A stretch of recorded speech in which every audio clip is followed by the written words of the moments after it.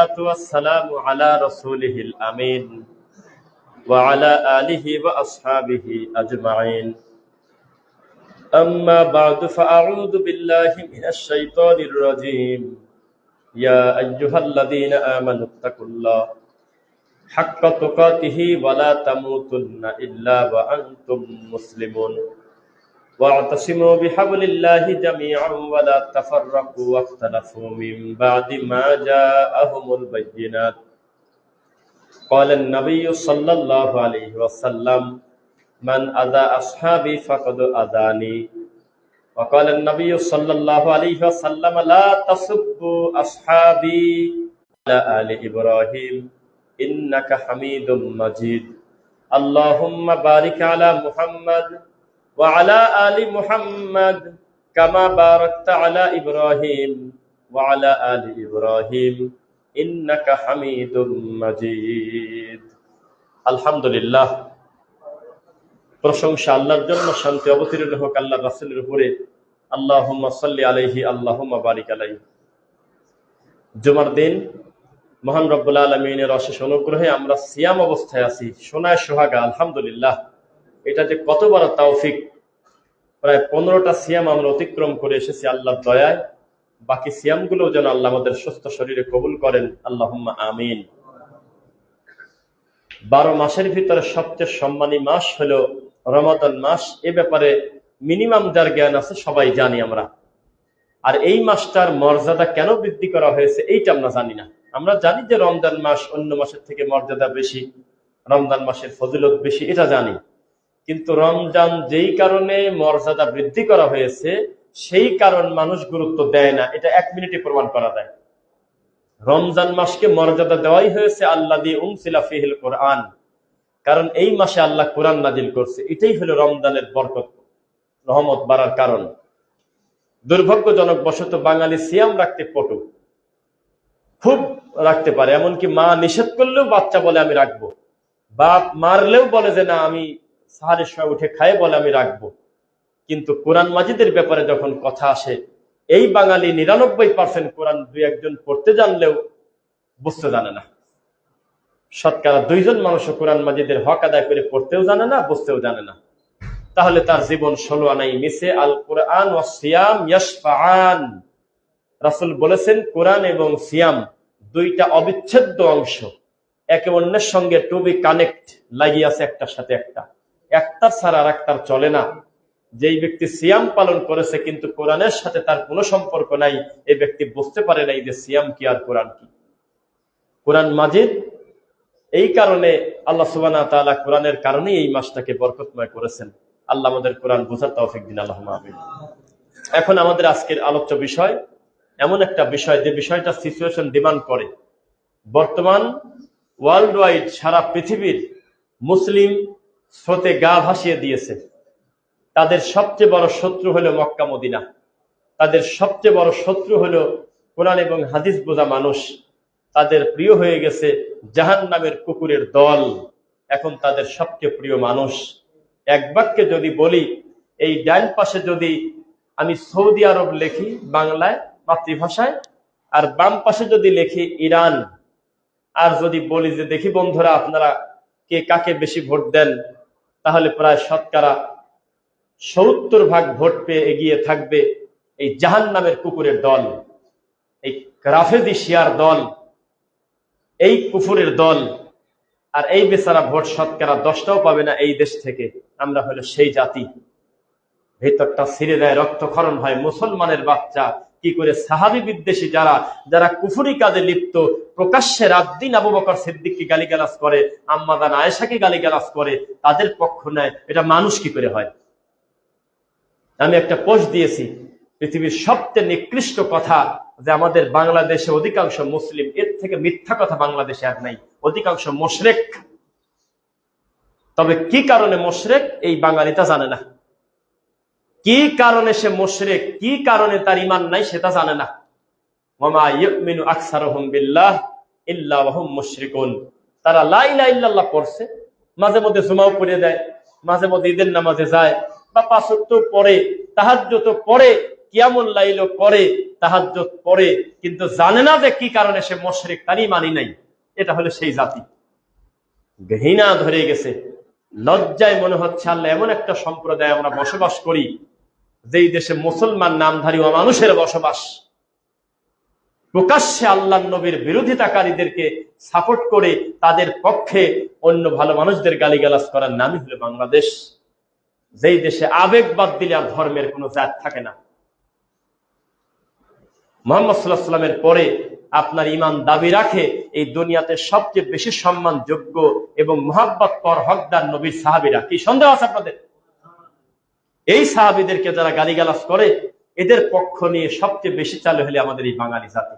মুখ ভর্তি দাড়ি, মাথায় টুপি, কিছু কিছু বড় হুজুর, আরে বাপরে বাপ, নাম বললে তো আমার আজকে কালকে আবার সমস্যায় পড়ে না দিয়ে, আজকে জুমার পরেই বিশাল বড় হুজুর, পুরা ধর্মের দায়িত্ব নিতে চাচ্ছে যারা, এই সমস্ত বড় হুজুররা পোস্ট দেয় এই জাহান্নামের কুকুর মরে যাওয়ার পরে, ওহে আমাদের রাহবার, শাহাদাত বরণ তুমি করেছো, তোমার জন্য আমরা দোয়া করি, আত্মার মাগফিরাত কামনা করি। এই তো আমাদের দেশের ধর্ম। যে ব্যক্তির অফিসিয়াল আকীদা যে আবু বকরকে যদি ধরতে পারি এখনো তার লাশ তুলে পোড়ায় দেবো, এটা তার অফিসিয়াল আকীদা। যেই লোকটা মনে করে দুনিয়ার যত বালা মুসিবত আসে তার অধিকাংশ আসে আয়েশার কারণে, নাউজুবিল্লাহ মিন যালিক, যার চরিত্রের সার্টিফিকেট আল্লাহ আসমান থেকে কোরআনের আয়াত দিয়ে দিচ্ছে যে আমার আয়েশা হলো চরিত্র ভালো, নিষ্পাপ, আমার আয়েশা হলো তোমরা কলঙ্ক দিচ্ছ, তার চরিত্রে কোনো দাগ নাই। আর সেই আম্মাদানকে অকথ্য ভাষায় গালিগালাজ করে, সেই রকম জাহান্নামের কুকুর মরে গেল। আমাদের দেশের বড় হুজুররা পোস্ট দিয়ে দোয়া করতেছে, তিনি শাহাদাতের মর্যাদা পেয়ে গেছে। আর আমি তো একটা পোস্ট দিয়েছি, দেখেছেন কিনা, আমাদের দেশের মাটি খুব উর্বর মাটি, এই দেশে মিনিটে মিনিটে শহীদ ডেলিভারি হয়, হিন্দু শহীদ, এক দল করে আর এক দলের লোক রাস্তায় ধরে মেরিয়ে দিয়েছে শহীদ। দুই দল মারামারি করছে, যে দলের লোক মরে গেছে সে শহীদ। অথচ ইসলাম বলে, শরীয়ত বলে কিলাহুমা ফিন্নার, উভয় জাহান্নামী। মুসলিম মুসলিমের সাথে মারামারি করতে গেল কেন? কেন সে যুদ্ধে গেল? কে কার কথা শোনে? আপনাদেরকে সাহাবীদের মর্যাদা আগে প্রথমে বোঝাই, এরপরে তাদের ব্যাপারে কটু কথা বললে কি হয় সেটা আপনারা নিজেরা বলবেন, আমি সাক্ষী নেব। তবে তার আগে 1 মিনিটের সময় দেব। আপনারা এলোমেলো বসেন, কাতারের কোনো প্রয়োজনই নেই। আমার দিকে আগে আসেন, কোনো কাতার নিয়েন না। ওই যে পরবর্তীতে যাবে সে যাবে কিভাবে, আপনাকে ডিঙিয়ে যেতে যাতে না হয়, একবার আমার কাছে চলে আসেন একদম। সবাই আমরা একসাথে দাঁড়ালে জায়গা বেড়ে যাবে। কোনো কাতার নিয়েন না, সিরিয়াল নিয়েন না, ঘুরে বসেন এদিকে, আমার দিকে তাকান, পিছন থেকে ফ্রি করে দেন, আমাদের ভাইদের আসতে যাতে কষ্ট না হয়। সবাই আমার দিকে তাকায়েন। হাদিসটা সহিহ বুখারী 3673, সহিহ মুসলিম 2541। রাসূল বলেছেন, লা তাসুব্বু আসহাবি, খবরদার আমি নবীর সাহাবীদেরকে তোমরা গালিগালাজ করো না। এই কথা কে বলেছে? গালি দিলে ঈমান থাকে? গালি দেওয়া কি ঈমানের দাবি না ঈমান ভঙ্গের একটা কারণ? আচ্ছা, সহিহ বুখারী 3673, সহিহ মুসলিম 2541। আমি আরবিটা পড়ি আগে, সবাই খেয়াল করে শুনবেন। ফালাউ আন্না আহাদাকুম আনফাকা মিসলা আহাদি যাহাবাম মা বালাগা মুদ্দা আহাদিহিম, তোমাদের কেউ যদি উহুদ পাহাড় সমপরিমাণ স্বর্ণ আল্লাহর জন্য দান করো, তবুও তোমরা আমার সাহাবীর এক মোট দান করার থেকে বেশি নাকি পাবে না। আপনি কার সাথে কে তুলনা করতেছেন? উহুদ পাহাড় সমপরিমাণ স্বর্ণ যদি সাদাকা করেন তাহলে আমার সাহাবীদের এক মুঠো দানের সমান হবে না। এই কথা কে বলেছেন?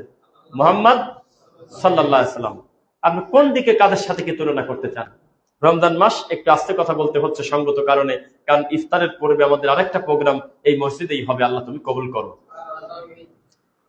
এরপর দেখেন, সুনান তিরমিজি 3862, রাসূল বলেছেন, আল্লাহ আল্লাহ ফি আসহাবি, আমার সাহাবীদের ব্যাপারে তোমরা আল্লাহকে ভয় করো, তাদের ব্যাপারে মন্তব্য করার আগে তোমরা আল্লাহকে ভয় করো, একটু চিন্তা ভাবনা করে তারপরে শব্দ চয়ন করো, কেননা রাসূলের পরে জান্নাতে যাওয়ার সবচেয়ে বড় হকদার আমার সাহাবী। সুবহানাল্লাহ। আচ্ছা, এইবার কি বলবেন বলেন। সুনান তিরমিজি 3861, রাসূল বলেছেন, মান আদা আসহাবি ফাকাদ আদানি, কেউ যদি আমার সাহাবীকে কষ্ট দিল সে যেন আমি নবীকে কষ্ট দিয়েছি। অল্প মর্যাদা থাকলে কথা বলা যায়? দ্রুত শেষ করি। রাসূল বলেছেন, সহিহ বুখারী 3651, সহিহ মুসলিম 2533, খয়রুন নাসি করনি, মানুষের ভিতরে আমার উম্মতের ভিতরে সবচেয়ে উত্তম হলো আমার যুগ। আমার যুগের থেকে উত্তম কোন যুগ পৃথিবীতে নেই। ফ্যান আমার মনে হয় না হলেও হবে, কি মনে করেন আপনারা? বন্ধ করে দেন। আমার সাহাবীদের মানে আমার যে যুগটা, খয়রুল কুরুনি করনি, রাসূল বলেছেন আমার যুগ হলো সর্বোত্তম যুগ। তো রাসূলের যুগে কারা বাস করত? তাদের থেকে উত্তম মানুষ আর উত্তম যুগ আছে? আচ্ছা, এবার একটা হাদিস, সুনান আবু দাউদ 4607, রাসূল বলেছেন আলাইকুম বিসুন্নতি ওয়া সুন্নাতিল খুলাফা আর রাশিদিন আল মাহদিয়্যিন। আমার সুন্নাত এবং আমার খুলাফা রাশিদিনের সুন্নাত, এটা জানেন। এরপরে রাসূল বলেছেন আয়াতুল ঈমানি হুব্বুল আনসার, সহিহ বুখারী 17, সহিহ মুসলিম 74, আনসারদের ভালোবাসা ঈমানের নিদর্শন। এই প্রথমে আপনাকে 6-7টা হাদিস আগে বলে নিলাম যে সাহাবীদের মর্যাদা কেমন, সাহাবীদের ব্যাপারে যারা কটু মন্তব্য করে তাদের অবস্থা কি হতে পারে। এখন আপনাদেরকে একটু বলি, আমাদের দেশ অধিকাংশ শিয়া প্রেমী। আমাদের দেশ কি শিয়া প্রেমী? যদি না হয় তাহলে আমি মিথ্যক। আমরা ফেসবুকে পোস্ট দেই তাদের আকীদা সম্পর্কে, তখন আমাদের বলে তোরা ইসরায়েলের দালাল। আচ্ছা, আমি একটা জিনিস বুঝি না, শিয়াদের বিরোধিতা করা শব্দের অর্থ কি আমেরিকার পক্ষ নেওয়া? একটা হলো দৃশ্যমান জালেম, একটা হলো ইহুদি, আল্লাহর লানতপ্রাপ্ত পশু, যারা নির্বিচারে মুসলিম হত্যা করে। আমি আজ পর্যন্ত দেখি নাই যে কোন আহলুল হাদিস হোক, কোন মুসলিম হোক, জীবনে বলছে ইহুদি আমার হলো প্রাণের, বা এটা সেটা আকার ইঙ্গিতে কর্মে তারা আলাদা করতে পারে, কিন্তু ইহুদির পক্ষ মুসলিম নেবে কেন? কথা বোঝেন নাই? আমরা যখন শিয়াদের ব্যাপারে কথা বলি তখন আমাদেরকে ট্যাগ দিচ্ছে তোরা ইসরায়েলের দালাল, বলে কিনা বলেন? যারা বলে তারা অমুসলিম না, তারা মুসলমান নামধারী। কারণ আপনাদেরকে শেষের দিকে ধাক্কাটা দেব, যা আছে কথা আজকে ক্লিয়ার করে বলে দেব। মূলত তারা একই গ্রুপের, নাম আলাদা, তাই একই গ্রুপের, নামটা আলাদা। মিশরে থাকলে নাম আলাদা, তারপরে ইয়ামান থাকলে নাম আলাদা, তারপরে আপনার ইরান ইরাকে নাম আলাদা, পাকিস্তানে থাকলে নাম আলাদা, বাংলাদেশের গ্রুপটার নাম আবার আলাদা, সেটা না বলি, গ্রুপ একই। শিয়াদের ভিতরে গ্রুপ কিন্তু একটা না, জানেন? সবচাইতে ভালো যারা, তারা বলে যে কোরআন এটা ফুল কোরআন না, কিছু কোরআন ওসমান চুরি করে রেখে দিয়েছে। এই হলো অবস্থা এদের। আল্লাহর কসম, এদের পক্ষের লোক যদি এই দেশে বেশি না থাকে তাহলে আমি বলবো কি আপনাকে, বলেন? হুজুর মানুষ, আলেম মানুষ এগুলি করে বেড়াচ্ছে। এরা কত বড় নিকৃষ্ট অমানুষ। আজকের এই 2026 সালে এখনো এই সমস্ত অমানুষদের পক্ষে পোস্ট দেয় ফেসবুকে যে তারা যেন শাহাদাতের মর্যাদা পায়। কোন অমুসলিমের জন্য জান্নাতের দোয়া করা যায়? নাউজুবিল্লাহ। আচ্ছা, আপনাকে বলতে থাকি, আগে খোমেনির আকীদা বলবো হলো 3 নাম্বার ধাপে। দ্বিতীয় ধাপে আগে আমরা তাদের অফিসিয়াল আকীদা কি সেটা একটু দেখি। আল কাফি 2য় খণ্ড 634 নাম্বার পৃষ্ঠা, শিয়াদের ভেরিফাইড আকীদা কোনটা সেটা। তাদের অফিসিয়াল আকীদা হলো কোরআন 17,000 আয়াত প্রথমে ছিল, আবু বকর, ওমর, উসমান 3 জন মিলে চুরি করে কমায় 6,236টা করছে। করেন, এখন কি করবেন? এই কথাগুলো পরিবর্তন করে দেন। এই কথাগুলো গুগলে লেখেন, দেখেন তাদের ভেরিফাইড কিতাব একদম অফিসিয়াল ভাবে আসে কিনা সিরিয়ালে। আমি তো আজকে দেখে পড়তেছি আপনার সামনে, এই ধরনের এরকম দেখে দেখে রিডিং করে পড়ে হাজার হাজার বড় বড় আলেমের বক্তব্য পাবেন শিয়াদের ব্যাপারে। এখন নেটে ঢুকে দেখেন, হাজার হাজার আলেম তাদের মুখোশ উন্মোচন করছে। 2, প্রত্যেক ইমাম গায়েব জানে, আল্লাহ যেমন গায়েব জানে। উসুলুল কাফি 1ম খণ্ড 260 নম্বর পৃষ্ঠা। আচ্ছা, এই 12 জন কারা? এই 12 জনের নাম দরকার আছে কিনা জান আপনাদের? যেহেতু ইসনা আশার আমরা 12 ইমামদের দাবি করে, এই 12 জন ইমামের নামটা একটু পড়ি। এর ভিতরে আপনাদের পরিচিত কয়জন আছে আর অপরিচিত, এটা আপনারা দেখে নেন। 1, আলী ইবনে আবি তালিব, সবাই চেনে কিনা? 2, হাসান বিন আলী, তারই ছেলে। 3, হোসাইন ইবনে আলী, আলী জয়নুল আবেদিন, মোহাম্মদ আল বাকির, জাফর আল সাদিক, মুসা আল কাজিম, আলী আল রিদা, মোহাম্মদ আল জওহাদ, আলী আল হাদি, হাসান আল আশকারি, মোহাম্মদ আল মাহদি। পরিবার, কেউ কারোর রক্তের আত্মীয়র বাইরে কিন্তু না। এই 12 জন একে অন্যের ছেলে নাতি, এইভাবে সম্পর্ক। তো এই 12 জন আল্লাহ যেমন গায়েব জানে, 12 জনও তেমন গায়েব জানে, এটা বলা যায়? আচ্ছা, দলিল নাম্বার সব বলে দেবো, যেহেতু আমাদের এই কথাগুলো অনলাইনে যাবে। 1 নম্বর খণ্ড 260 নম্বর পৃষ্ঠা। 4, 3, ইমামরা ভুল মুক্ত, তাদের কোনো ভুল আছে কথা বললে ইমান থাকবে না। উসুল আল কাফি 1 নম্বর খণ্ড 270 নম্বর পৃষ্ঠা। অথচ মানবিক ভুলভ্রান্তি মানুষের চিরদিন থাকবেই। তারা মানুষ ছিল, তারা কেউ নবী ফেরেশতা না। ফেরেশতা? আচ্ছা, তাকিয়া ছাড়া ইমানই নাই, নাউজুবিল্লাহ। আল কাফি 2য় খণ্ড 217। 5 নম্বর, ইমামদের কাছে সমস্ত কিতাবের জ্ঞান অটো থাকে জন্মগত ভাবে, নাউজুবিল্লাহ। উসুলুল কাফি 1 নম্বর খণ্ড 223 নম্বর পৃষ্ঠা। 6, ইমামরা ফেরেশতাদের সাথে যে কোনো সময় কথা বলতে পারে, উসুলুল কাফি 1 নম্বর খণ্ড 273 নম্বর পৃষ্ঠা। কি তাদের আকীদা, কি অবস্থা, একটু শেষের দিকে আগাতে থাকে, আপনি খালি শুনতে থাকেন। 7, ইমামদের কাছে অতীত এবং ভবিষ্যতের জ্ঞান বর্তমানের মতোই থাকে, এটা বলা যায়। তারপরে ইমামদের আনুগত্য করা ফরজ, নাউজুবিল্লাহ। পৃথিবী ইমাম ছাড়া টিকে থাকবে না। ইমামদের মর্যাদা নবীদের কাছাকাছি বলা যাবে না, বলতে হবে ইমামদের থেকে, নবীদের থেকেও বেশি। বিহারুল আনোয়ার 26 নম্বর খণ্ড 267 নম্বর পৃষ্ঠা। এরপরে সাহাবীদের সমালোচনার ব্যাপারে বিহারুল আনোয়ার, তারা বলতেছে 3 জন মতান্তরে 12 জন কি 11 জন, আর এক বর্ণনায় আছে 9 জন। এই 9 জন সাহাবী বাদে বাদ বাকি সমস্ত সাহাবী ফেরাউনের মতো কাফের। এটা তাদের অফিসিয়াল আকীদা। এইবার তবে কিছু কিছু সাহাবী জীবদ্দশায় মুরতাদ হয়ে গেছিল, নাউজুবিল্লাহ। ইমামদের অলৌকিক ক্ষমতা,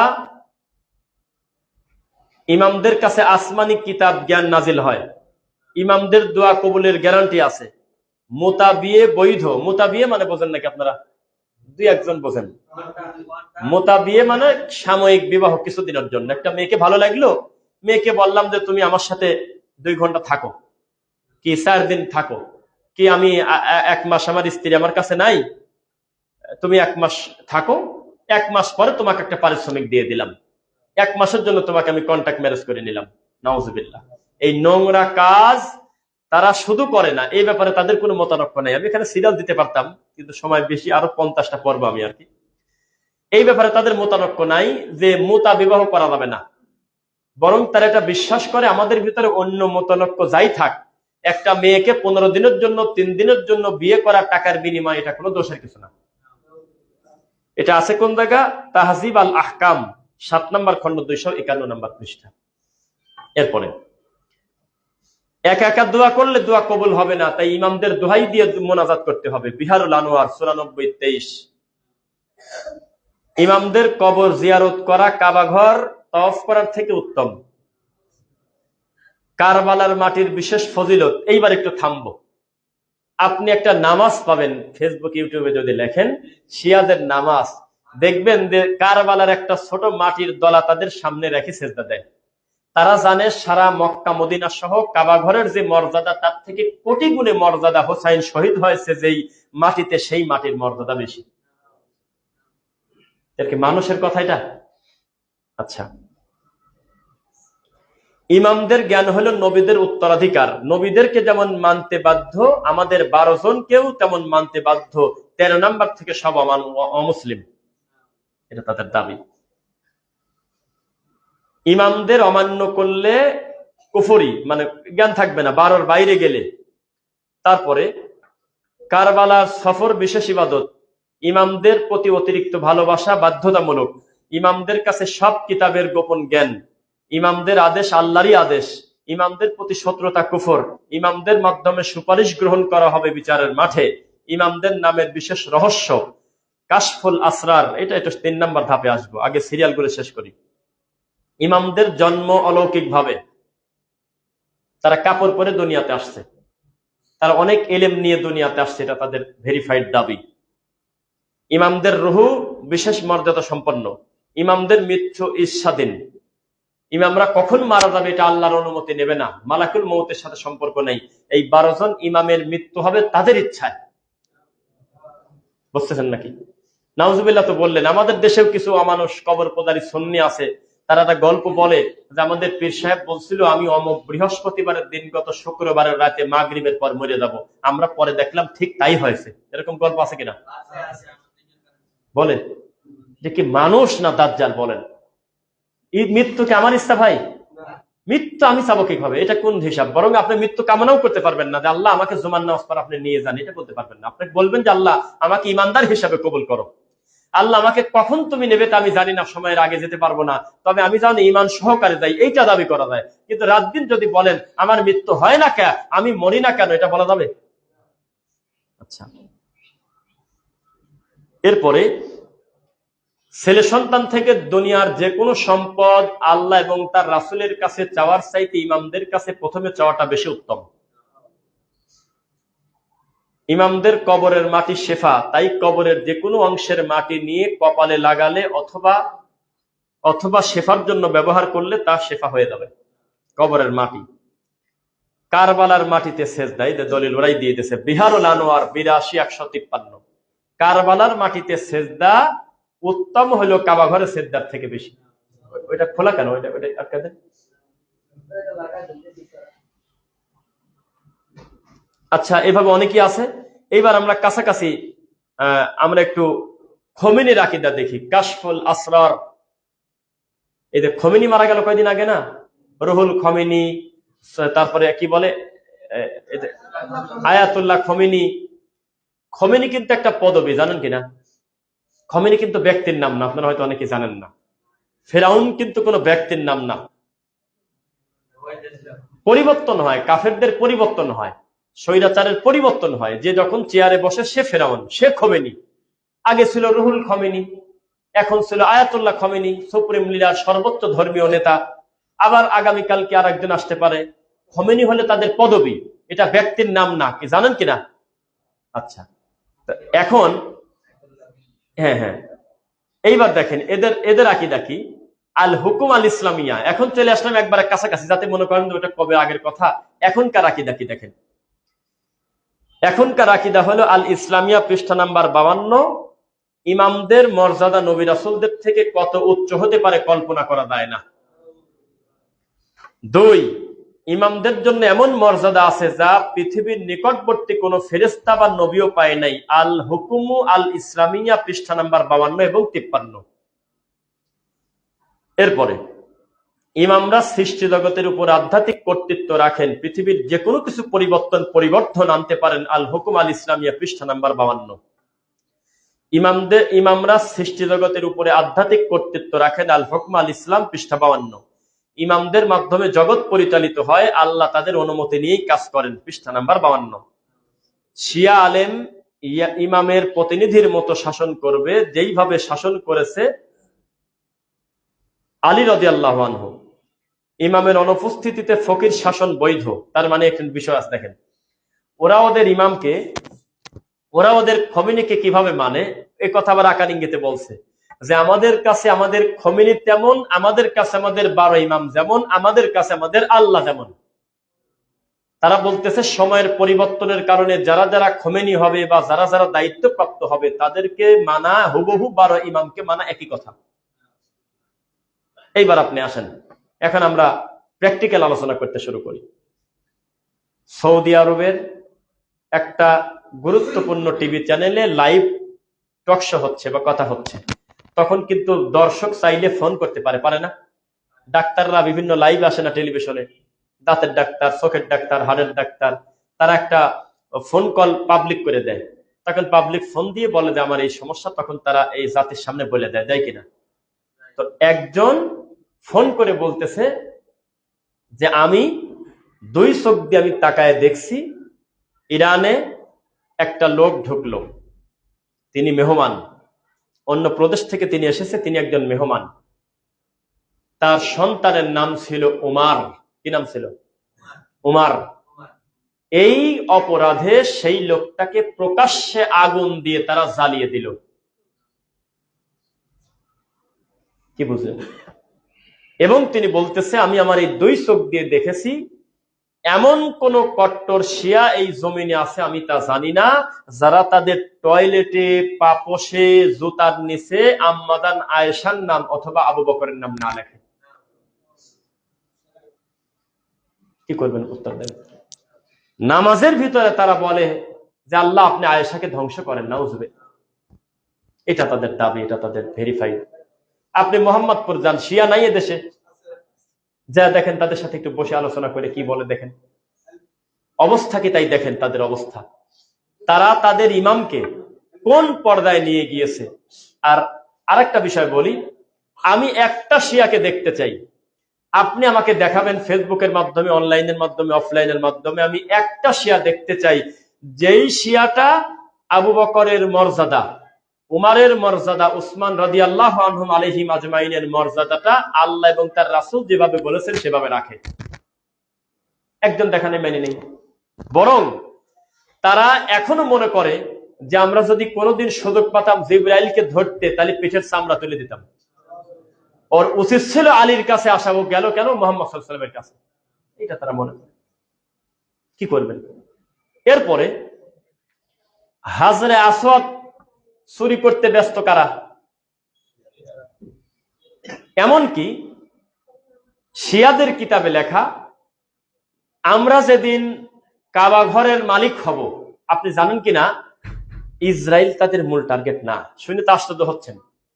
আমেরিকা, অন্যান্য রাষ্ট্র তাদের মূল টার্গেট না, তাদের মূল টার্গেট হলো আল্লাহর কাবা ঘর। আপনি জানেন না? আন্দাজে আপনি আমাদের গালি দেন। সবচেয়ে বড় রাগ হলো কাবা ঘর দখল করা। এটা বোঝেন না আপনারা? আন্দাজে চলেন, দিন খান পায়খানা করেন। শিয়াদের মূল টার্গেট হলো আল্লাহর কাবা ঘর দখল করা। যদি দখল করতে পারে তাহলে আল্লাহর নবীর কবরের কাছে গিয়ে বলবে তুমি ইনসাফ করো নাই, এ কথা বলবে। নাউজুবিল্লাহ। এটা ভাষা সহ্য করে এই কথা। তারপরে বলবে কে?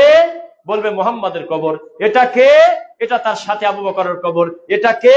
উমারের কবর। লাশ তোলো, পুড়িয়ে দাও।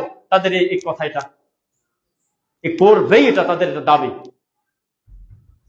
তারা বলেছে আমাদের মুখামুখি যদি জলাতঙ্ক রোগ হবে, এরকম ক্ষতিকারক 10টা কুকুর, খুব খেপা কুকুর, ক্ষতিকারক, এই 10টা কুকুর যদি আমাদের এক পাশে রাখো, আর এক পাশে যদি সুন্নি মুসলিম রাখো যারা আবু বকর, ওমর, উসমানকে খলিফা মনে করে, এই একজনকে যদি রাখো এক পাশে, 10টা কুকুর যদি রাখো এক পাশে, 10টা কুকুর মারার পরিবর্তে একটা সুন্নি মারবো আমরা। লক্ষ লক্ষ সুন্নির রক্ত খেয়েছে তারা, জবেহ করেছে। এ জাতি কোনোদিন তদন্ত করে দেখল না, জানেই না। তাদের প্রকাশ্য শত্রু হলো আপনি আর আমি, যারা আমরা আবু বকর, ওমর, উসমান রাদিয়াল্লাহু আনহু আলাইহিম আজমাইনকে ভালোবাসি, আলী রাদিয়াল্লাহু আনহুকে ভালোবাসি। শুধু একজনকে না, আমরা 4 জনকে ভালোবাসি। ঠিক কিনা বলেন? সবাইকে। কোন সাহাবীর ব্যাপারে আমাদের কটু মন্তব্য করা বৈধ? লা তাসুব্বু আসহাবি, খবরদার আমি নবীর সাহাবীদের কষ্ট দিও না। ঠিক কার কথা শুনে? মান আযা আসহাবি ফাকাদ আযানি, কেউ যদি সাহাবীকে কষ্ট দিল সে আমি নবীকে কষ্ট দিল। এই সাহাবীর ব্যাপারে এইরকম মন্তব্য করবেন আর আমরা আপনাকে ছেড়ে দেব? তাওহীদ, আশহাদু আল্লা ইলাহা ইল্লাল্লাহ ওয়া আন্না মুহাম্মাদুর রাসূলুল্লাহ। তাওহীদ হলো লা ইলাহা ইল্লাল্লাহ। সত্যি করে বলেন তো, একজন মুসলিম, একজন অমুসলিম যখন মুসলিম হতে চায় তখন তার কালিমা পড়তে হয় কিনা? শাহাদাতাইন পড়তে হয় কিনা? রাসূলের প্রতি ঈমান আনতে হয় কিনা? আল্লাহর প্রতি ঈমান আনতে হয় কিনা? কিন্তু এটা যথেষ্ট না, এটা যথেষ্ট না। তাদের কাছে যখন তাদের মতো করে মুসলিম হতে চায় তখন আলীর নাম না নিলে সে মুসলমানই হবে না। আছে, দেখছেন? কি করবেন? দেখা যায় আজানের শব্দে কম বেশ আছে। আশহাদু আন্না মুহাম্মাদার রাসূলুল্লাহ বললে আজান হবে না, আলী ওয়ালি আল্লাহ বলতে হবে। কি করবে? আর এই কোরআন মাজিদ নাকি বিকৃত কোরআন, এটা তাদের দাবি। তো এই যে নাউজুবিল্লাহ এতক্ষণ পর্যন্ত মসজিদের লোকজন আপনারা বললেন, আমাকে একটু সাক্ষ্য দেন যে আকীদা তারা পোষণ করে, এতে কি মানুষের বাচ্চা বলা চলে? এত নিকৃষ্ট হওয়ার পরেও আমি যদি বললাম যে এদের অনুসারীর সংখ্যা আমাদের দেশে সবচেয়ে বেশি, এটা কি কষ্ট লাগলো না আপনার ভাই? তাহলে আমাকে একটু প্রমাণ করেন। আমি আবার 2 ঘন্টা ব্রেক নিয়ে আমি আবার এই মসজিদে এসে আসর পড়বো ইনশাল্লাহ। এই জুমার সালাতের পরে আমি আশপাশে যাবো, একটু ঘুরবো, আর ঘুরে আবার আসবো। এই 2 ঘন্টার ভিতর আপনি পরীক্ষা করবেন, ফেসবুকে লিখবেন সৌদি আরব বনাম ইরান, কে কার পক্ষে আছেন বন্ধুরা। একটা ভোটও বেশি হলেও এই ইরানের পক্ষে ভোট আসবে। নিমক হারাম জাতি, অমানুষ, একটা পশু আমরা। আমাদের বিবেকবোধ বলতে কিচ্ছু নেই। যাদের মাধ্যমে আমাদের দেশের অর্থনীতির চাকা ঘোরে, যাদের মায়ের পেট থেকে কান্না বাদ দিলে ভাষাই আরবি, যেখানে দুনিয়ার সবচেয়ে দামি নিয়ামত আছে, পৃথিবীর সবচেয়ে দামি সম্পদ মুহাম্মদ সাল্লাল্লাহু আলাইহি ওয়াসাল্লাম শুয়ে আছে, চট করে একটা কটু কথা, ধাম করে একটা গালিগালাজ করে ফেলে। আরে ব্যক্তির পাপ আর গোটা আরবের পাপ এক? আপনি কিসের সাথে কি বলে দিচ্ছেন এগুলো? এখনো পর্যন্ত স্বাধীনভাবে আল্লাহর তাওহীদ প্রচার যাদের মাধ্যমে হচ্ছে, তাদেরকে এই জাতি সবচেয়ে খারাপ মনে করে। আপনাকে কি বলবো, 5ই আগস্টের পরে যেমন আহলে হাদিস বোঝা কঠিন হয়ে গেছিল কিছুদিন, অধিকাংশ পল্টি নিয়ে নিছিল, এই ইদানিং এই যুদ্ধ লেগে আমাদের আহলে হাদিস দাবি করার পরেও কিছু অমানুষ আছে, আমি দেখছি সেই অমানুষগুলো তারই ঘরের আর এক আহলে হাদিস ভাইদেরকে বলতেছে আমরা নাকি ইসরায়েলের পক্ষে। আস্তাগফিরুল্লাহ, নাউযুবিল্লাহ মিন যালিক।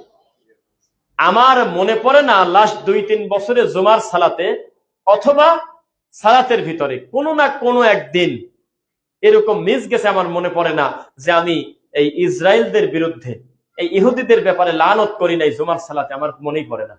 জুমার সালাতে আমি বলছি ফিলিস্তিনের পক্ষে দোয়া করছি, ইসরায়েলকে আল্লাহ ধ্বংস করে দিক, এই সমস্ত জালেমদের আল্লাহ ধ্বংস করে দিক। আমি প্রত্যেক জুমার খুতবা আমি বলবো, এটা আমি একটা অফিসিয়াল কথা আমার। আর আমরা নাকি তাদের দালাল, কি বলতেছে এগুলো কথা? ছবি টবি বিকৃত করে, চুরি লাগায়ে, কানের দুল দিয়ে, মহিলাদের মতো বড় চুল লাগায়ে, ওই আপনার সৌদির প্রধানমন্ত্রীর লাগায় ঘুরতেছে। তো ইরান যখন বোম মারল সৌদি আরবের, এই বাঙালি প্রবাসী মরে গেল, তো হিসাবে তখনও তো আলহামদুলিল্লাহ বলা উচিত আমাদের দেশের লোকের। এ তো পশু প্রাণী, এদেরকে মান সম্মান নাই। কিছু কিছু লোক কমেন্ট করতেছে কি, ওই প্রধানমন্ত্রীর মাথার পর ফেলতে পারিস না বোম, ইরানের বলতেছে। এটা তাদের দাবি। আগামীকালকে যদি সৌদি আরবে ইরান বড় কোনো ধ্বংসযজ্ঞ করে, সবচেয়ে আগে বেশি খুশি হবে এই বাঙালি জাত। এটা তো নেমো খারাপ জাত, নিকৃষ্ট একটা জাত। এ জাতের রক্তেই আছে মুনাফিকি, অকৃতজ্ঞ জাত, নেমো খারাপ। এর কোনো মান সম্মান নাই, হায়া লজ্জা নেই। চলতেছে এভাবে দিন যাচ্ছে। সৌদি আরবকে কারা গালি দেয় এটা আমি একটু 1 মিনিটে বলি। আমি আমার এক আত্মীয়কে, উনি আমার এই কথা শুনতে পারে, জানি না হয়তো শুনলে কি মনে করবে, শুনলে বলবে না, বুঝতে দেবে না, লজ্জা পাবে। আমি আমার এক আত্মীয়র সাথে মেসেঞ্জারে কথা হচ্ছে, ভাতিজা তুমি আমাকে চিনেছো? আমি জি আঙ্কেল, আলহামদুলিল্লাহ, কেমন আছেন? কথা বলতেছি, সদীপ বলে আমাকে ডাকে, এটাই নাম। আমিও আলহামদুলিল্লাহ জি, কাকা কেমন আছেন? ভালো। কথাবার্তা বলতে বলতে বললাম যে আপনি কেমন আছেন? তো খুব একটা ভালো নেই, থাকে সৌদি আরবে। কেন? আল্লাহর কসম, মা তুলে অন্তত 2 মিনিট গালিগালাজ করতেছে সৌদির প্রধানমন্ত্রীকে, অকথ্য গালিগালাজ, খুব নিকৃষ্ট ভাষায় গালি, যে ও একটা মানুষ না, ওদের কি করতেছে তার শেষ নাই ভাস্তি, জীবনটা শেষ। কি করছে? কাজে মহিলাদের গাড়ি চালাবে দিতেছে, শুনছ? এই লজ্জা রাখবো কোন জায়গা? আল্লাহর কসম, আমার ওই চাচা যখন বিদেশ, তখন চাচার বউটা নিয়ে তারই বড় ভাই ছেলে কুকাম করে ধরা পড়তেছে মিনিটে মিনিটে। ও সহ্য করতে পারতেছে না যে সৌদি আরবে মহিলারা গাড়ি চালায় কি কাম, ওটা মানতে পারতেছে না। অথচ ইমানের মানদণ্ড এটা একটা অমানুষ, তাওহীদ বোঝে না, আকীদা বোঝে না, দিন বোঝে না, পরিবারে কোনো দিন নাই, বউটাকে একের উলঙ্গপনা রেখে দিয়ে চলে গেছে 20 বছর 25 বছর, খবর নাই, কিন্তু সে ইমানের দাবি মানতে পারতেছে না। আরে বাবা জোশ, গালিগালাজ করতেছে আর বলতেছে যে কখন যে ধ্বংস আসবে উপর থেকে, বেটা আমরা শুধু এই অপেক্ষায় আছি। মহিলারা গাড়ি চালায়, আপনাদেরকে বলতেছি, মহিলা গাড়ি চালালে আপনার সমস্যা কি?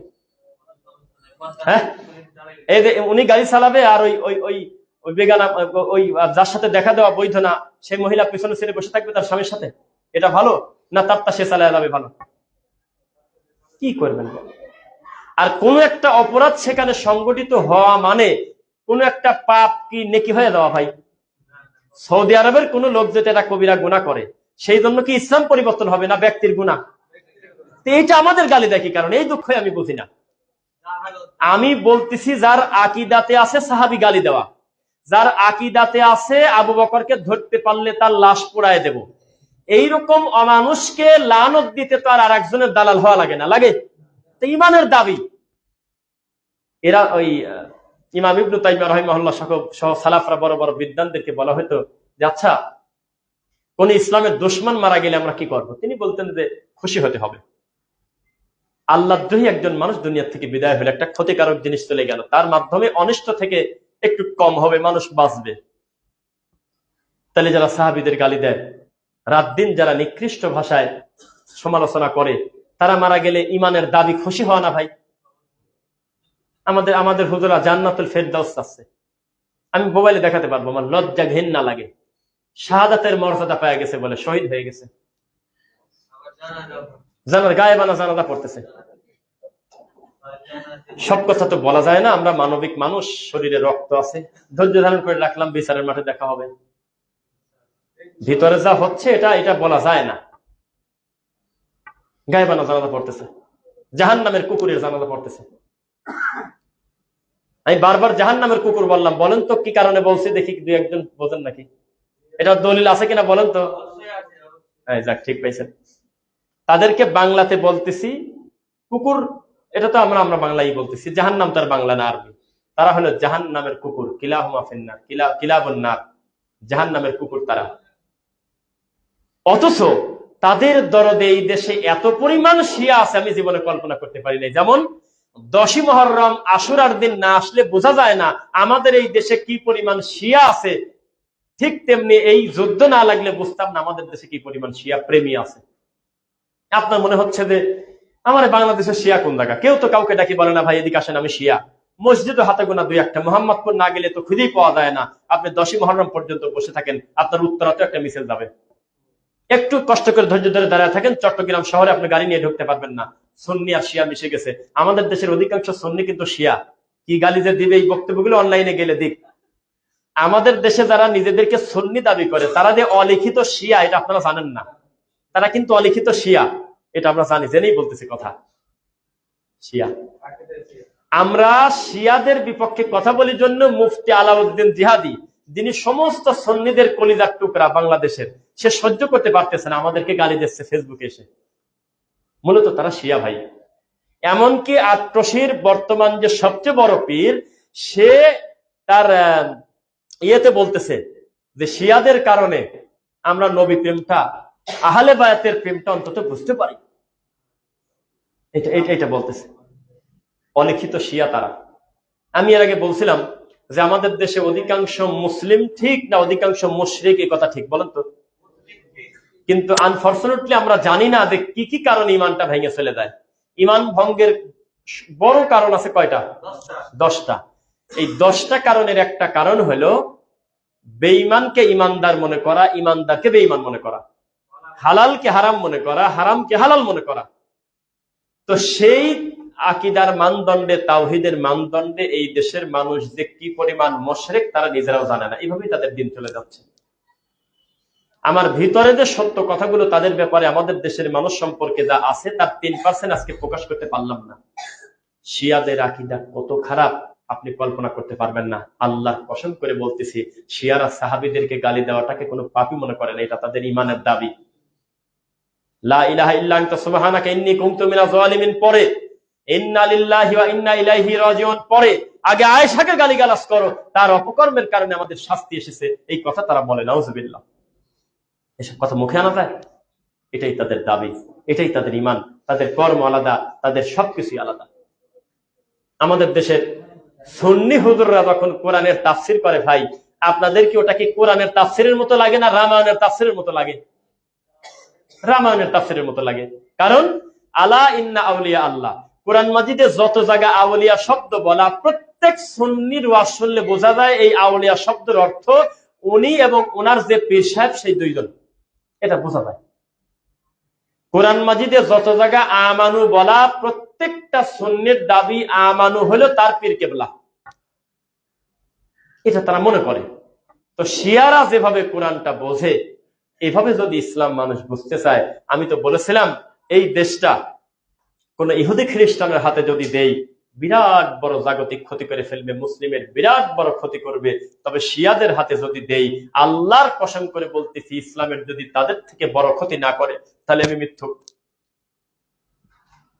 আপনি আজকে জুমার পরে আস্তে করে আমার অজান্তে ChatGPT অথবা গুগলে, দরকার হয় আপনি একটু ভেরিফাইড আরো একটু ভালো করে করেন, অসুবিধা নেই, শুধু লিখবেন যে শিয়া কর্তৃক সুন্নিদের 200 বছরে কত মানুষ হত্যা হয়েছে, আর কিছু বলবেন না, এইটুকু লিখে দেন।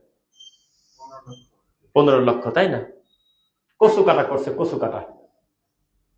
তারা এমন পরিমাণ বিদ্বেষ। আর ইসরায়েল মারছে 1,40,000। তা কি করবেন? এটা আমাদের দেশ। আর আমি কাদের কথা বলছি তাদের নাম আমি নিতে পারবো না, এই ক্ষমতা আল্লাহ আমার দেন নেই। এখানে আমি ইন্নি সাকিম, আমি অসুস্থ, এই ব্যাপারে আমি কথা বলতে পারতেছি না। আমাদের দেশে যারা সবচাইতে বড় আপনার ধর্মের দায়িত্ব নিতে চায়, ধর্ম প্রতিষ্ঠিত করতে চায়, তারা যদি শিয়া প্রেমী না হয় তাহলে আমি মিথ্যুক। তাদের অন্তরে সবসময় শিয়া লালন। কাবা ঘরের ইমাম মরে গেলে কোনোদিন ঠিক পাবে না। আমার বক্তব্য শোনার পর কি করবে তা জানি না। কাবা ঘরের ইমাম যদি মরে যায় ইন্না লিল্লাহ পড়বে, আমার বিশ্বাস হয় না। এদের কাছাকাছি সময়ে 100 বছর 50 বছরের ভিতরে বড় বড় বিদ্বান মারা গেছে। শেখ বিন বাজ রাহিমাহুল্লাহ মারা যাননি ভাই? নাসিরউদ্দিন আলবানী মারা যাননি? কোনদিন দোয়া করেছে? এটা তাদের কর্মকাণ্ডে বোঝা যায় না। কিন্তু জাহান্নামের কুকুর মারার সাথে সাথে তারা লেখে, ওহে আমাদের রাহবার, তোমাকে হারিয়ে আমরা শূন্য হয়ে গেলাম, বাংলাদেশ থেকে তোমাকে জানাই স্বাগতম, আল্লাহু আকবার। গায়েবানা জানাজা তারা গেছে। কি করবেন বলেন? এদের ব্যাপারে কথা বললে তখন লোকজন আমাদেরকে গালিগালাজ করে, দালাল বলে, খ্রিস্টান বলে, আমেরিকার দালাল বলে, ইহুদির দালাল বলে। আল্লাহ তাআলা তাদের অনিষ্ট থেকে মুসলিম উম্মাহকে হেফাজত করুক। বারাকাল্লাহু লানা। আল্লাহুম্মা।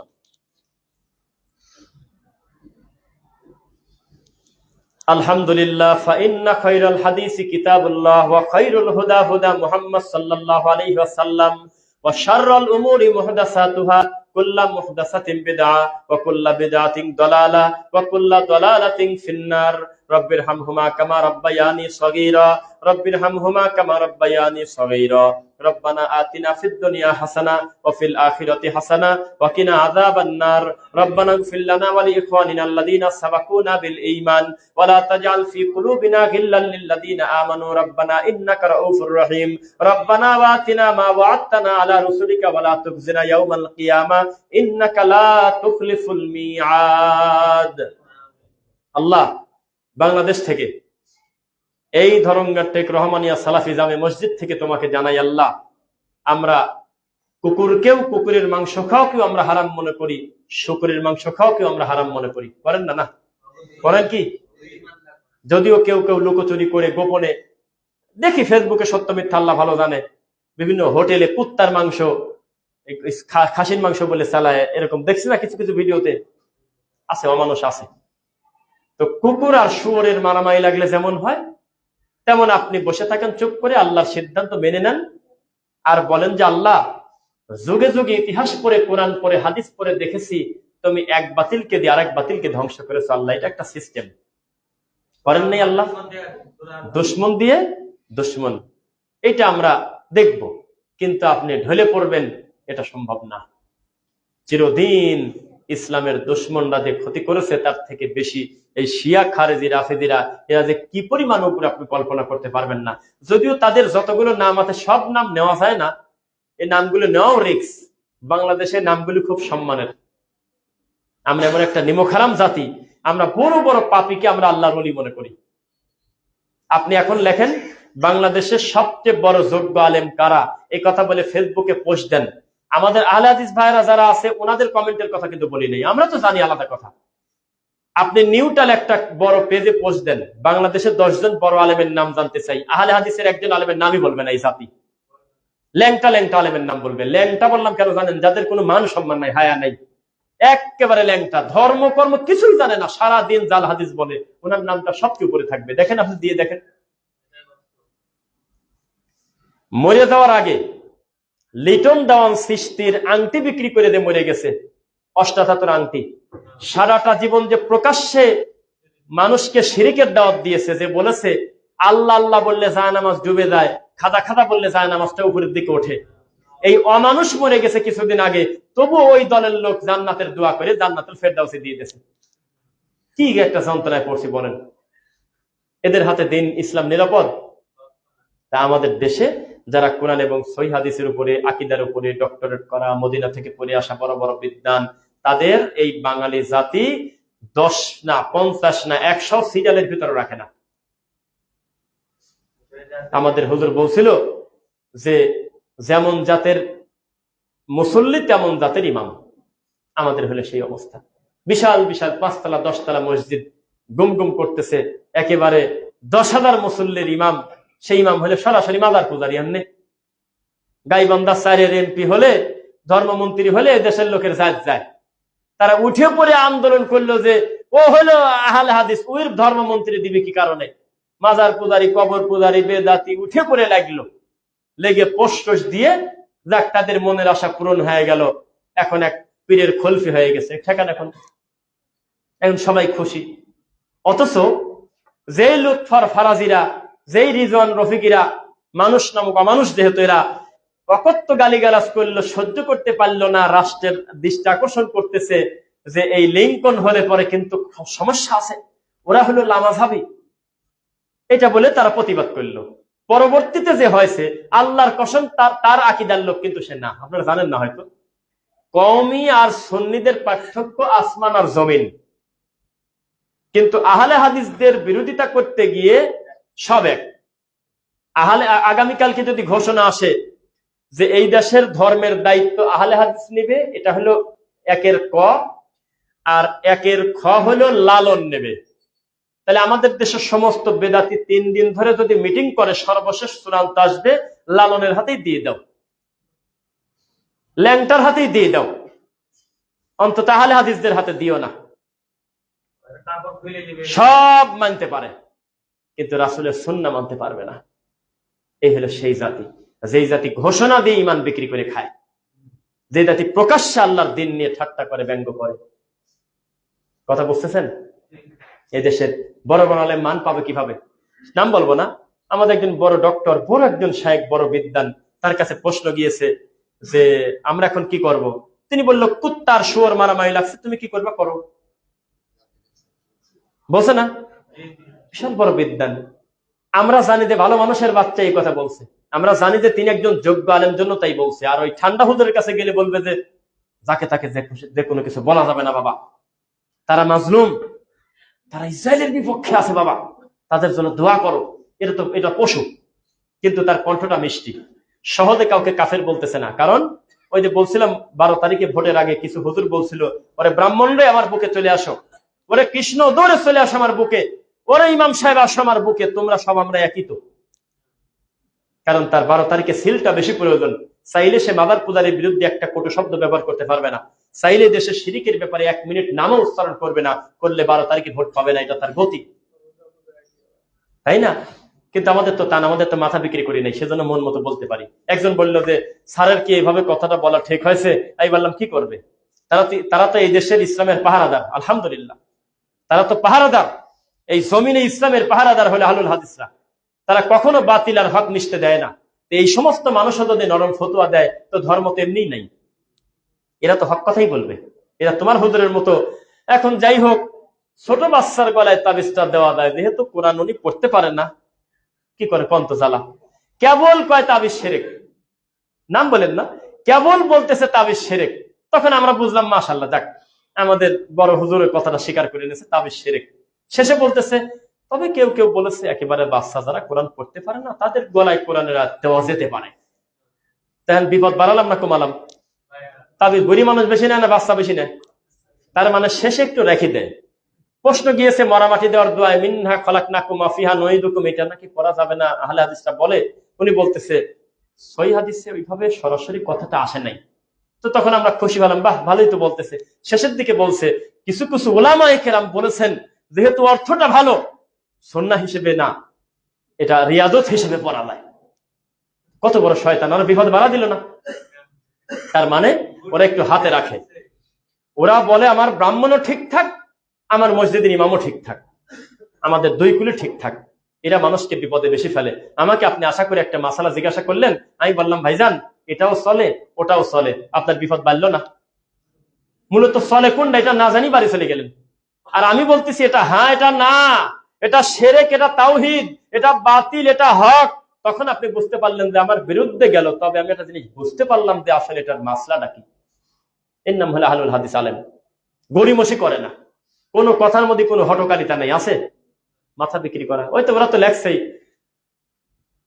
যদি মাযহাবের কোনো কথা বাহ্যত দৃষ্টিতে কোরআন হাদিসের বিপরীত মনে হয়, তবুও একজন মুকাল্লিদের জন্য কাজ হবে কোরআন হাদিস বাদ দিয়ে মাযহাবটাকে মেনে নেওয়া।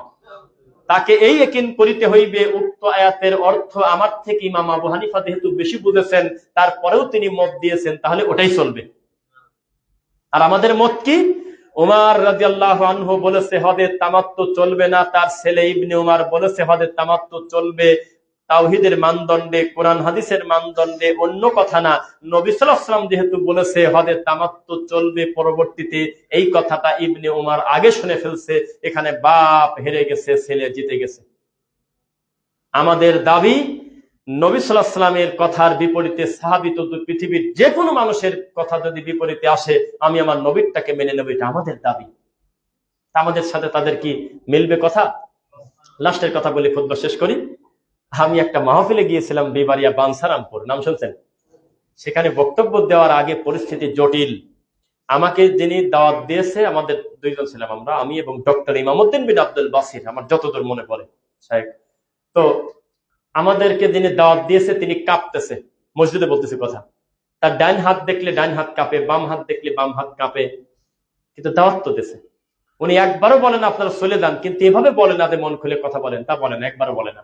বলেই না যে আপনি ভালোভাবে কথা বলেন, খালি বলে যে আসলে বাইরের অবস্থাটা ভালো না, অনেকেই অনেক কথা বলে, আচ্ছা যাই হোক, এইভাবে আমটামটা করে। পরে আমি বলছি যে এক কাজ করেন, আপনি চলে যান এখান থেকে, রুমে আসেন না, আর এই লোকগুলিকে বাইরে যেতে দেন, দূর থেকে আসছে, আমাদের একটু সময় দেন, আমাদের ব্রেনটা একটু স্থির হই, মাঠে দেখা হবে, যান। যদি মায়ের খাই, আপনি আমরা সব মিল করে একসাথে খেলাম, আপনি একটু বাইরে যান। পরে বাইরে যাওয়ার পরে আমি স্টেজে উঠে বললাম যে আপনারা কেমন আছেন? সবাই বলে আলহামদুলিল্লাহ। আমি বললাম যে কে বলে যে আপনাদের সাথে আমাদের শত শত অমিল, কে বলে, তাকে ধরে নিয়ে আসেন। ওরা তো তাকবীর দিয়ে ওঠে খুশি। আমি বলছি আপনাদের সাথে আমাদের মাত্র 2টা অমিল, সবই তো এক, সেই খুশি। কাজে আমরা আরো মনে করছি শত শত পার্থক্য আহলে হাদিসদের সাথে। পাশেই মাজার, পাশেই মাজার, ওখান থেকে সামান্য কয়েক কিলো গেলে মনে হয় ওই যে উজুরিসা আছে, উজুরিসা বোঝেন? অজু করার সময় পেটের নাড়ি ভরি টান দিয়ে বের করে ধুয়ে আবার ভরে ফেলতো, তাকে পূজা করা হয়, ওখানে আছে উজুরিসা।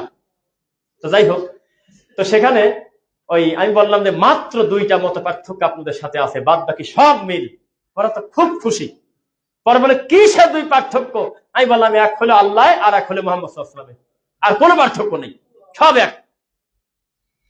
কি একটা মুশকিল বলেন তো, এই 2টা পার্থক্য থাকলে তার আর কি কি লাগে বলেন? আমি বললাম যে আপনাদের সাথে আমাদের মাত্র 2 জায়গা পার্থক্য, এক হলো আল্লাহ আর এক হলো মুহাম্মদ সাল্লাল্লাহু আলাইহি ওয়াসাল্লাম, তাছাড়া সবই ঠিক। প্রথমে একটু ধাক্কা দিলাম, তারপরে বললাম যে এখানে যদি আপনারা আমাদেরকে মারধর শুরু করেন, আমার বাপ নাই, মা নাই, চাচা নাই, আত্মীয় নাই, কেউ নাই, নিশ্চিন্তে আমাদেরকে মারতে পারবেন, তবে 1 ঘন্টা পরে মারেন। এই 1 ঘন্টার ভিতরে আমাদেরকে বলার সুযোগ দেন, আপনি শোনার সুযোগ নেন, কি বললাম, এরপর আমাদেরকে মারবেন। তখন আমরা বললাম যে আপনি সারাটা জীবন ইবাদত বন্দেগী করেছেন, আপনার ইমানকে এইটা দাবি রাখে না যে মহান সৃষ্টিকর্তার স্থানটা কোন জায়গায়, এটাকে আপনার ইমান দাবি রাখে না? তা তো অবশ্যই আছে। কোন জায়গা? কলবে আছে। নাই কোন জায়গা? আল্লাহ তো সব জায়গায় আছে। তখন আমরা বললাম যে না, আল্লাহর আমানত যে আমরা তার সম্মানটা, তার মর্যাদাটা রহমান আরশের উপরে আছে, এটা আমরা তাকে রাখবো। এটা কি ভালো যে তিনি আছে সবচেয়ে উপরে, তবে তার দৃষ্টির বাইরে আমরা কেউ না, এইভাবে সব জায়গায় বিরাজমান, তার দৃষ্টি, তার দেখা, তার শোনা, তার সবকিছু বিরাজমান, কিন্তু সশরীরে আল্লাহ সব জায়গা কলবে আছে, এটা ভালো মানুষের আকীদা নয়। রহমান সবচাইতে উপরে, আমরা মর্যাদার উপরে রাখবো। সেখান থেকে আমরা মানুষ হিসেবে সবকিছু তার সামনে হাজির, তিনি আমাদের বুকে বুকে হাজির না। তখন বললো আচ্ছা ঠিক আছে, মানিয়ে নিলাম। এইভাবে আমরা তাদেরকে বোঝানোর চেষ্টা করলাম। তবে দুর্ভাগ্যজনক বশত এদেরকে পথভ্রষ্ট করতেছে কোনো ব্রাহ্মণ না, টুপিওয়ালা হুজুর, মসজিদের ইমাম, খতিব, এরাই এই সমস্ত সরল মনা মানুষদের আক্কেল দাঁত ভেঙে দিয়ে তাদেরকে শিরিক করাচ্ছে, বেদাত করাচ্ছে। আল্লাহ তুমি তাদের থেকে মুসলিম উম্মাহকে হেফাজত করো, বেদাত এবং শিরিক থেকে আমাদের বাঁচাও। আল্লাহ তুমি ইসরায়েলের এই অমানুষদেরকে তুমি ধ্বংস করে দাও গো আল্লাহ। আল্লাহ নির্বিচারে ফিলিস্তিনের মাসলুম ভাই বোনদেরকে যেভাবে হত্যা করেছে, আল্লাহ তুমি এর বদলা নাও গো আল্লাহ। এই রমাদান মাসে আল্লাহ সিয়াম অবস্থায়, এই রমজান মাসে একদম খুতবার সময় জুমার দিনে তুমি রহমান, তোমার কাছে আমরা দাবি করি, ইহুদি খ্রিস্টান, আল্লাহ তুমি এদের ধ্বংস করে দাও আল্লাহ। আল্লাহ এদের নির্যাতন থেকে তুমি মুসলিম উম্মাকে আল্লাহ তুমি হেফাজত করো আল্লাহ। এই সমস্ত শিয়া খারেজি রাফিদি যারা আসে, যারা মানুষের কাছে মিথ্যা মুসলিম নিজেদেরকে দাবি করে তোমার দিন নিয়ে মস্কারা করে, তোমার ইসলাম নিয়ে তামাশা করে, তোমার সাহাবীদের অকথ্য গালিগালাজ করে, রাসূলের সাহাবীদেরকে নিয়ে তুমি তাদের প্রতি লানত দাও আল্লাহ, তুমি তাদের হেদায়েত দাও আল্লাহ। আল্লাহ তোমার এই মসজিদে আমরা সালাত আদায় করতে এসেছি, আমরা তোমার প্রতি খুশি, তুমি আমাদের সেজদা দেওয়ার সুযোগ করে দিয়েছো, আমাদের টাকা, আমাদের পয়সা, আমাদের বুদ্ধি, আমাদের মেধা সবকিছু যেন দিনের জন্য হয়, এই সুযোগ তুমি আল্লাহ আমাদের দাও। সব শেষে আমি ইমাম দায়িত্বশীলদের পক্ষ থেকে আপনাদেরকে আমি দাওয়াত দিচ্ছি, প্রত্যেকে শুধু নয়, পারলে পথহারা একজন ভাইকে ধরে নিয়ে আল্লাহর ঘরে নিয়ে আসবেন, এটা আপনার ইমানের দাবি। আপনার কর্মস্থানের বন্ধুকে সাথে করে নিয়ে আসবেন, এটা আপনার ইমানের দাবি, যে ওনাদেরকে নিয়ে এসে এই ধরমঘাট সালাফি জামে মসজিদে দুইটা কথা শোনাই। তাহলে কি করা লাগবে? আপনি আসরের সালাত জামাতে পড়বেন, এটা আপনার কাছে দাবি করলাম ইনশাআল্লাহ।